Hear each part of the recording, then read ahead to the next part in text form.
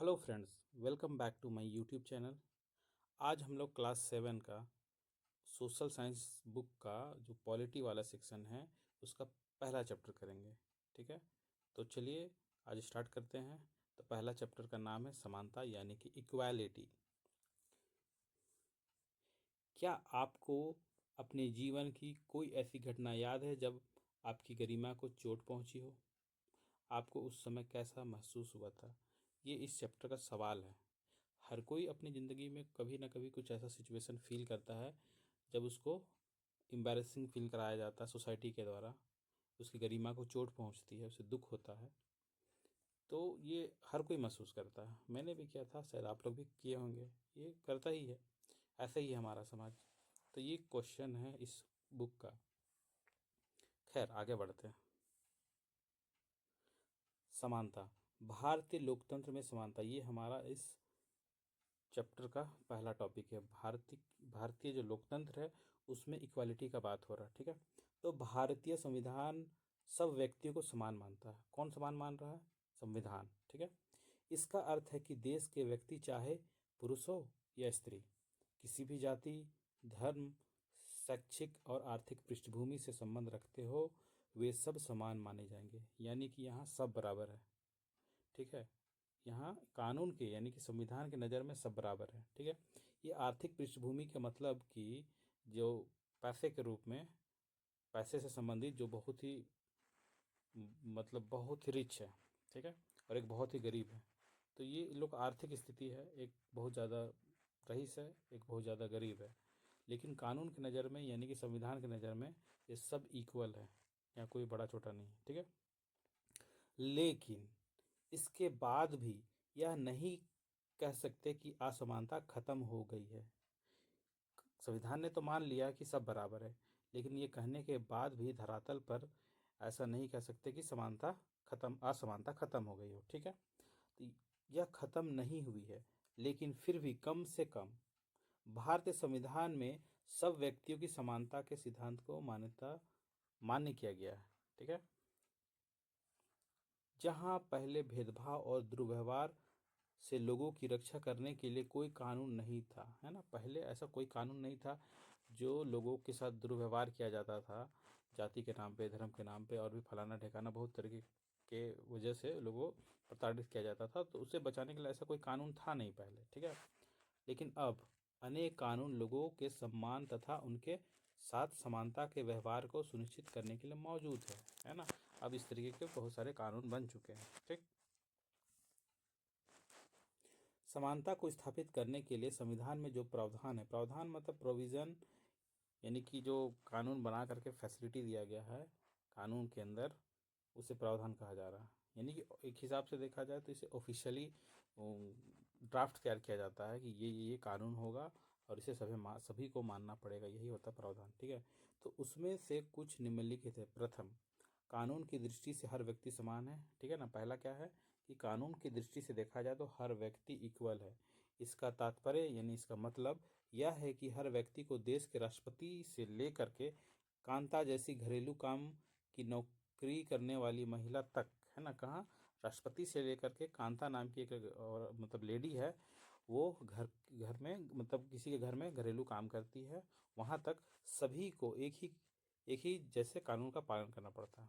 ठीक है, अब दूसरा, किसी भी व्यक्ति के साथ उसके धर्म, जाति, वंश, जन्म स्थान और उसके स्त्री या पुरुष होने के आधार पर भेदभाव नहीं किया जा सकता।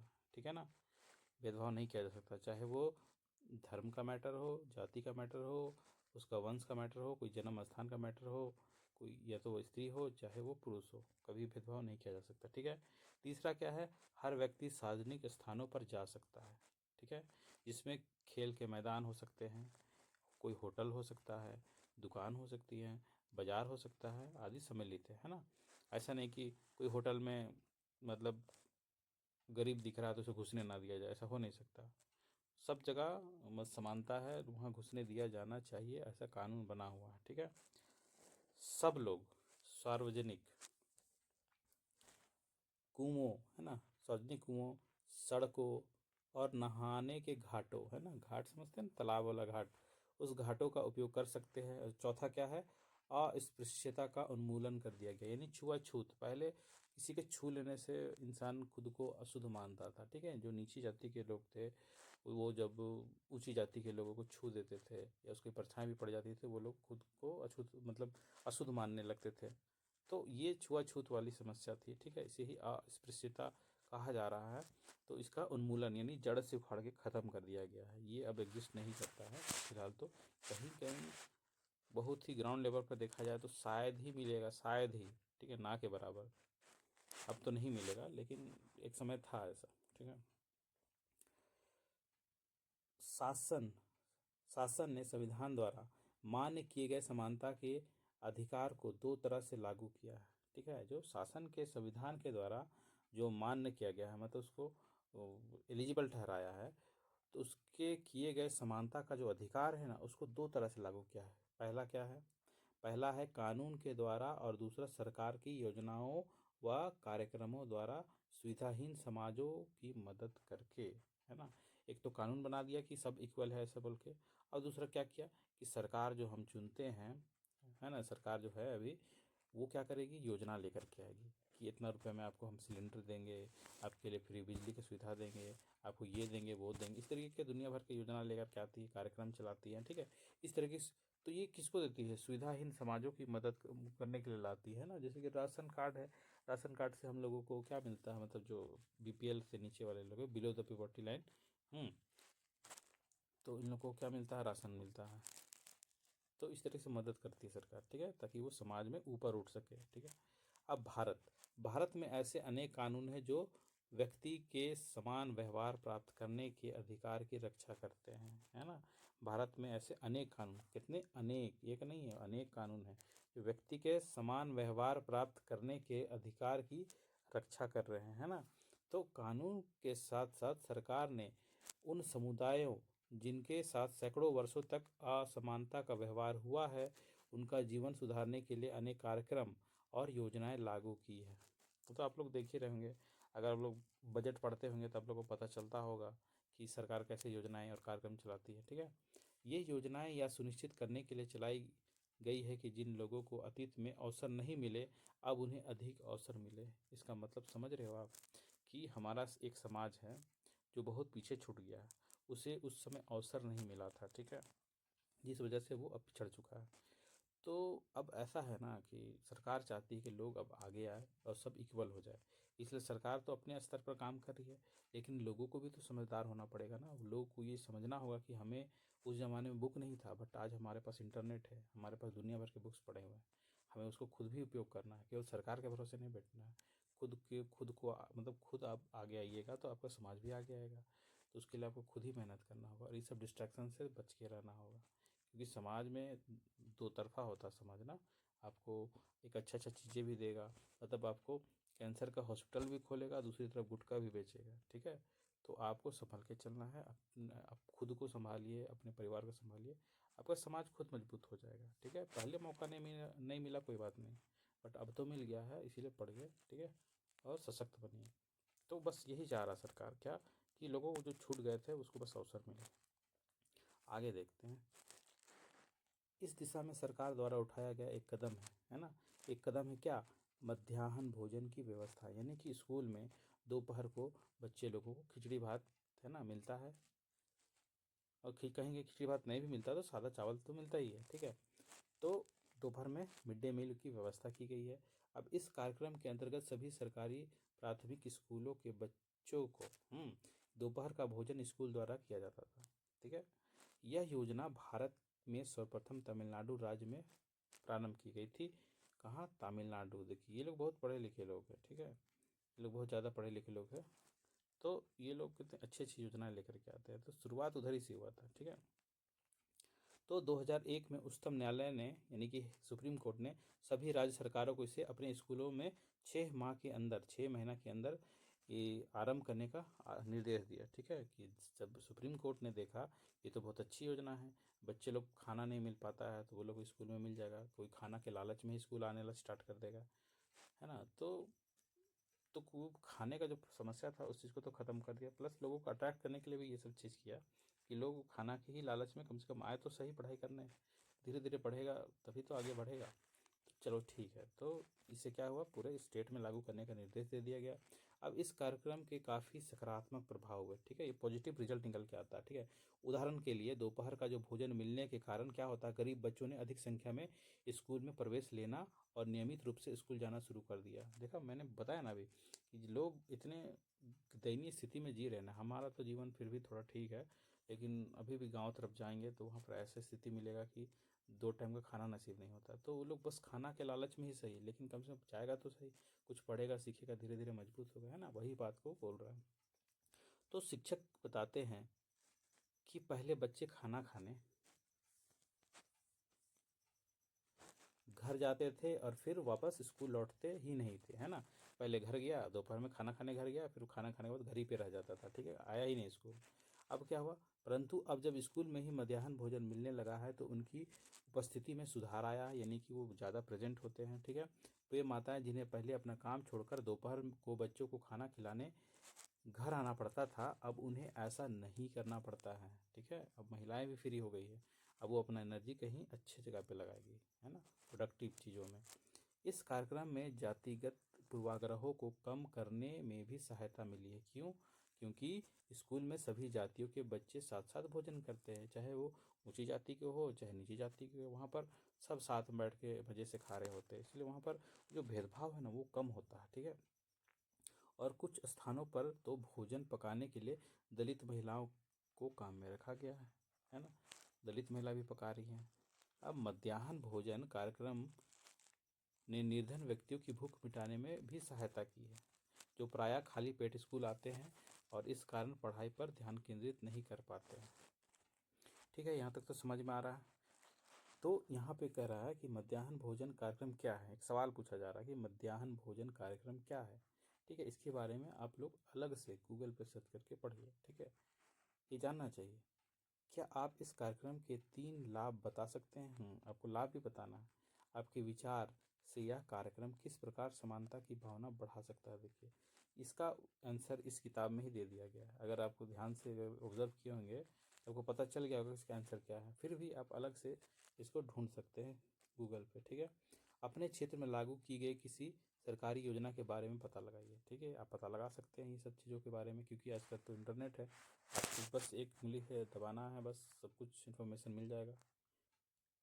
इस योजना में क्या किया जाता है या किसके लाभ के लिए बनाई गई है ना, ये किसके लाभ के लिए बनाई गई है, ये भी आंसर शायद आपको पता चल गया होगा, लेकिन फिर भी आप लोग अलग से इसे ढूंढने का कोशिश करिए, ठीक है। आगे बढ़ते हैं।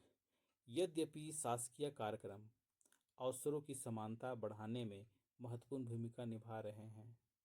शासकीय कार्यक्रम मतलब जो शासन कर रहे हैं ना हमारे देश में, वो कार्यक्रम चला रही है, मिड डे मील वगैरह इस तरीके के, और अवसरों की समानता बढ़ा रहे हैं कि लोगों को अवसर मिले, है ना। तो उसके लिए ये महत्वपूर्ण भूमिका निभा रहे ये लोग, ठीक है।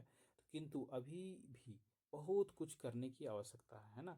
तो मध्याह्न भोजन कार्यक्रम में निर्धन बच्चे यानी कि गरीब बच्चों का स्कूलों में प्रवेश और उनकी उपस्थिति तो बढ़ा दी है, लेकिन फिर भी इस देश में वे स्कूल जहां अमीरों के बच्चे जाते हैं उन स्कूलों से बहुत अलग है, सही है ना। जहाँ अमीर के बच्चे जा रहे हैं, जहाँ महंगे महंगे फीस दे के जा रहे हैं वो स्कूल, और यहाँ जो मिड डे मील मिल रहा है, मिड डे मील, वहाँ का स्कूल, दोनों में काफ़ी अंतर है ना। एजुकेशन में भी आपको अंतर मिल जाएगा।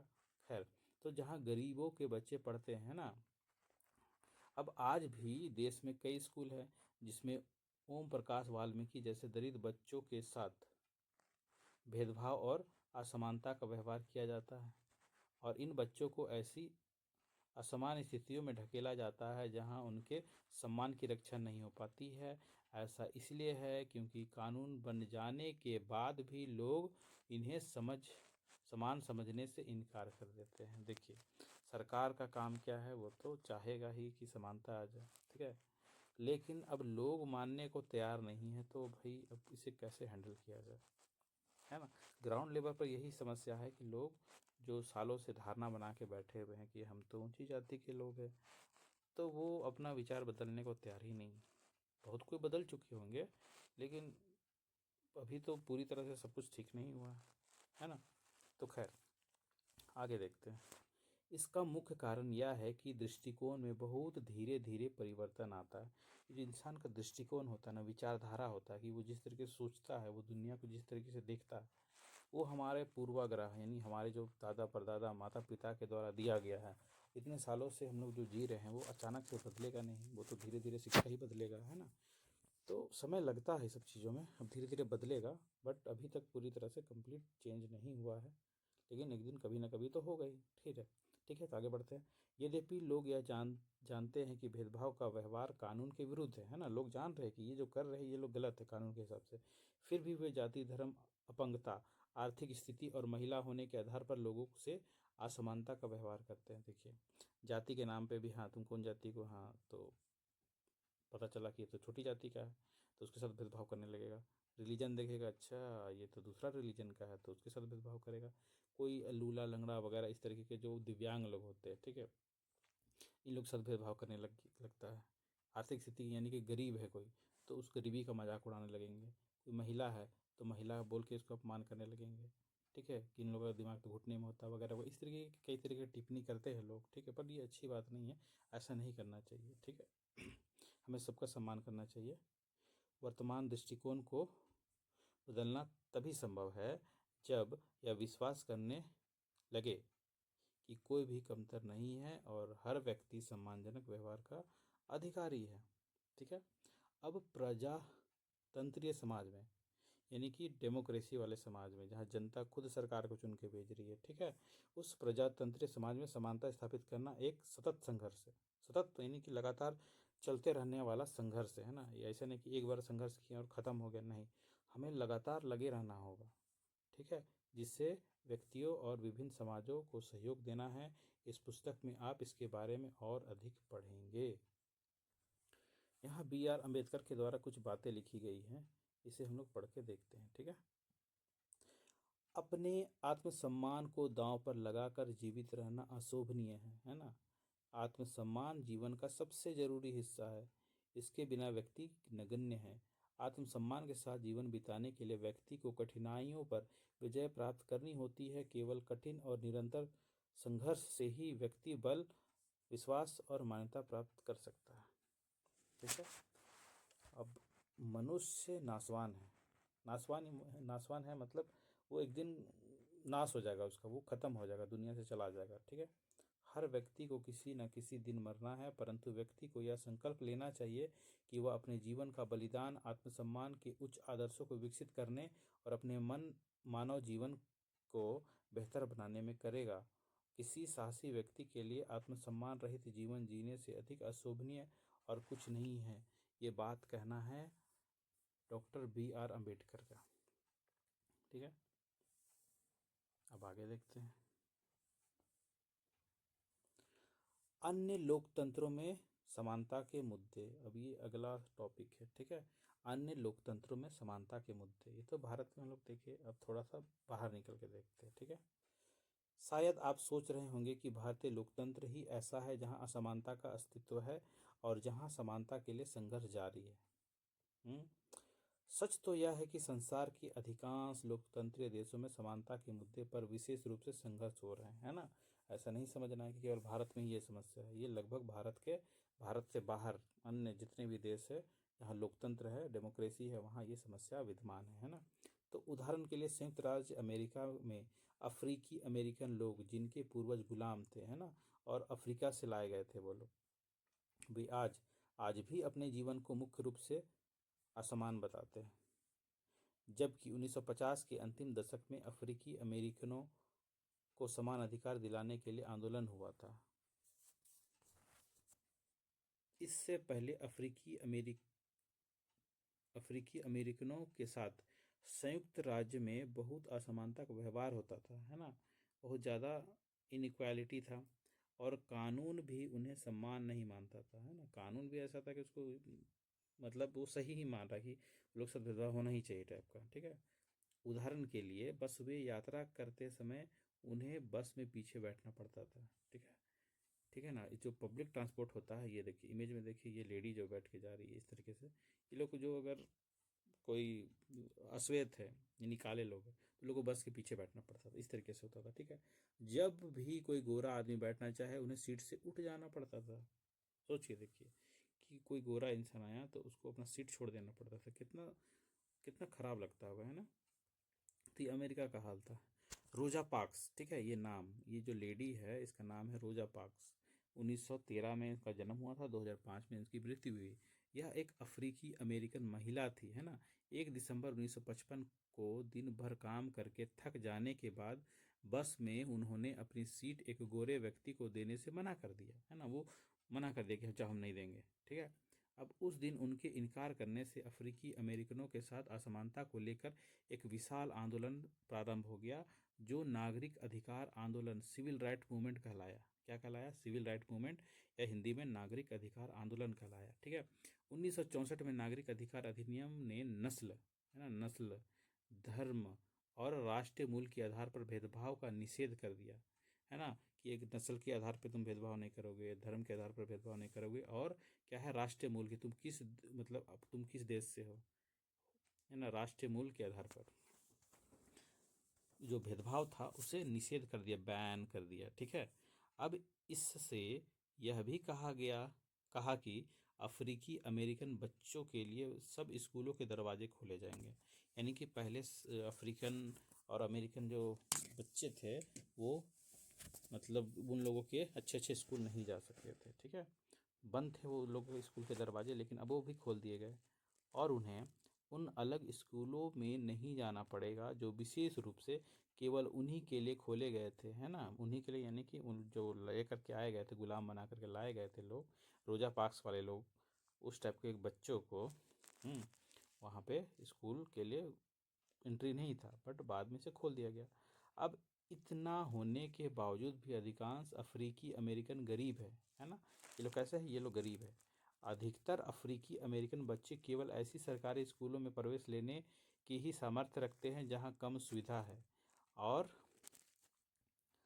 कम योग्यता वाले शिक्षक है, जबकि गोरे विद्यार्थी निजी स्कूलों में जाते हैं, उन क्षेत्रों में रहते हैं जहां के सरकारी स्कूलों का स्तर निजी स्कूलों जैसा नहीं है ना। साफ साफ पता चल रहा है कि कैसे भेदभाव हो रहा है।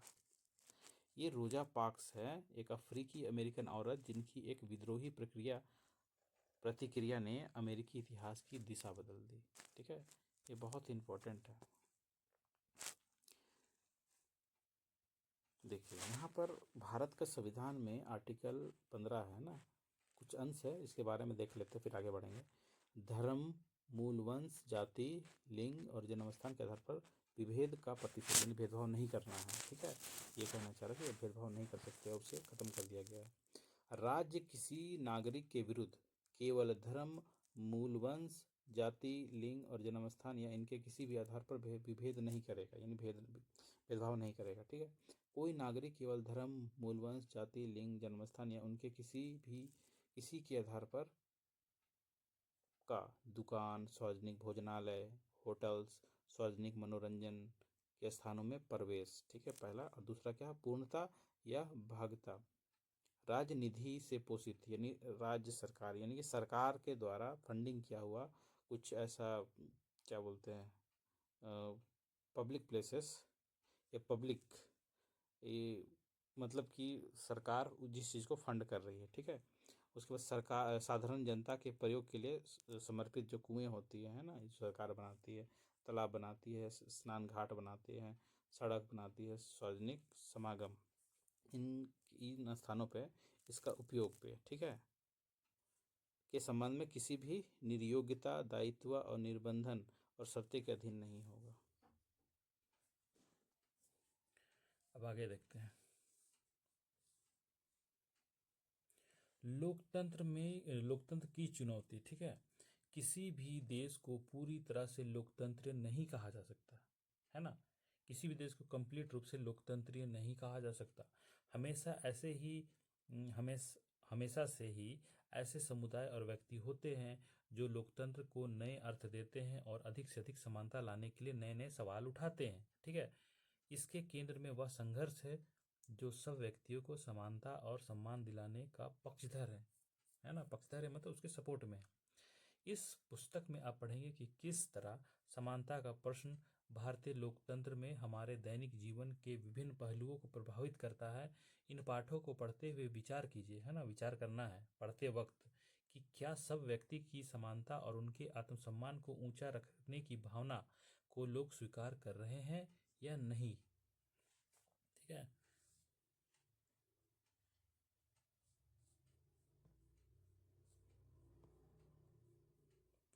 तो हमारा चैप्टर ये ख़त्म हो चुका है, पहला चैप्टर। ठीक है।